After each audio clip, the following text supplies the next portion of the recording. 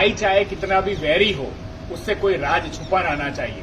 मैं आप सबको एक छोटी सी कहानी कहना चाहता हूँ। एक गांव की महिला कुएं में पानी भरने के लिए जाती थी। वो रस्सी से बाल्टी नीचे उतारती थी और पानी भर के अपने घर पे पानी लाती थी।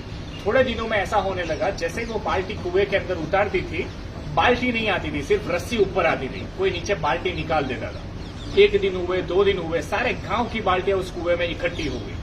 गांव वाले सारे परेशान हुए, बोले इसमें कोई भूत प्रेत की आत्मा आ गई है कुएं में। और पानी के लिए भी तरस रहे थे। बच्चों के लिए पानी नहीं था, घर में यूज करने के लिए पानी नहीं था। और सब लोग परेशान हो गए कि समस्या को कैसे निकाला जाए। और कोई अंदर जाने को तैयार नहीं था, क्योंकि गांव इतना डर चुका था कि अंदर कोई भूत प्रेत की आत्मा रहती है या ऐसा कुछ हो गया है जिसके कारण कोई भी अंदर जा नहीं सकता था।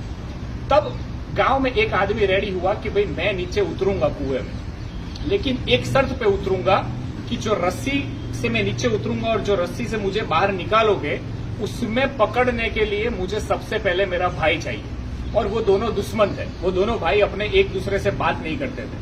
अब गांव वाले कंफ्यूज हो गए कि इसने ऐसी शर्त रखी, इसके भाई को लाया कैसे जाए। ये तो नीचे उतरने के लिए रेडी है, लेकिन उसको खींचने के लिए उसका भाई तो आएगा ही नहीं, क्योंकि वो तो उसका दुश्मन है। फिर भी इसने ऐसी डिमांड क्यों की है? सबने ऐसा सोचा शायद इसको नहीं करना है, इसलिए इसने खाली खाली बोला कि भाई मुझे मेरा भाई चाहिए रस्सी खींचने के लिए।